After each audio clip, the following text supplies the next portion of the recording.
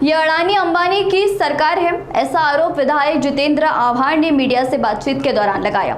जातिवाद, petrol diesel की बढ़ती कीमतें, कालाबाजारी और महंगाई जैसे मुद्दों पर उन्होंने सरकार को घेरा। आइए सुनते हैं उनके बयान का संक्षिप्त विवरण।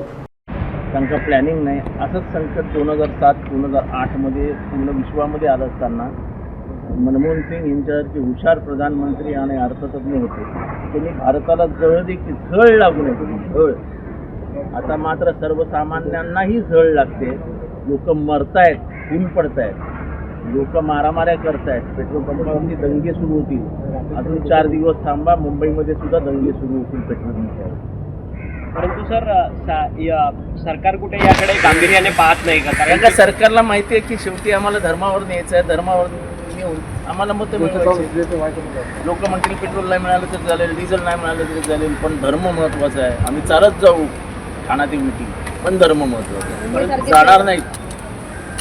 मुंबईसारख्या शहरात देखील पेट्रोल पंप बंद पडतात, आतापर्यंत चालू झाले, थांबा ना जरा। आता मुंबईमध्ये सुद्धा हे सगळीकडे होणार, ग्रामीण आणि शहरी भागामध्ये फरक नसतो, पेट्रोल आहे, त्यामुळे भारतात सगळीकडे होणार आहे।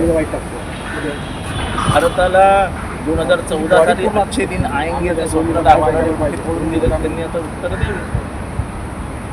पेट्रोलचा काळाबाजार करणारेच लांबे तिथे आहेत, लोक अशीच आहेत। मग ते तुम्ही पकडा ना, काळा बाजार करणारे जर लाईनीत उभे आहेत तर तुम्हाला कोणी मोकळे सोडले?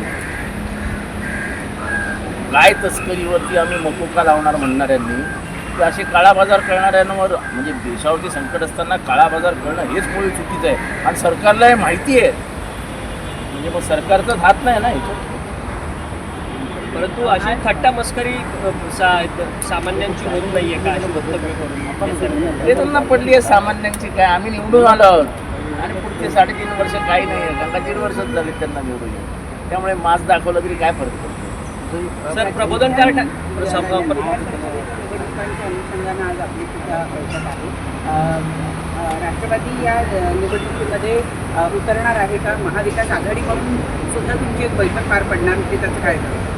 मला या संबंधित काय माहीत नाही। मला फक्त काल रात्री निरोप आला की बैठकीला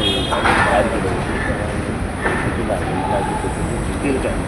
सर जय पवार यांचं सुद्धा नाव जे आहे ते इंस्टाग्रामवरून काही लोक फिरवत असल्याचं दिसून येत आहे। त्यांचा पक्ष आहे, जे त्यांच्या पक्षाचा नेता आहे, त्यांचे चिरंजीव आहे, त्यांच्या पक्षामध्ये काय होतं आहे आणि इन्स्टावरती राजकारण करण्याचं माझं तरी काय, मी बघत पण नाही इंस्टावर, मला माहीत पण नाही इंस्टा काय असेल सुद्धा। सर खरं तर संजय गायकवाड यांची आता पोलिसांमार्फत काही होणार नाही। हे सरकारमध्ये असताना संजय गायकवाड अमुक तमुक त्यांनी काही बोलावं, कुठलंही कृत्य करावं, काहीही होणार नाही। पोलिसांच्या हातात, स्वतःच्या हातात बेडे आहेत।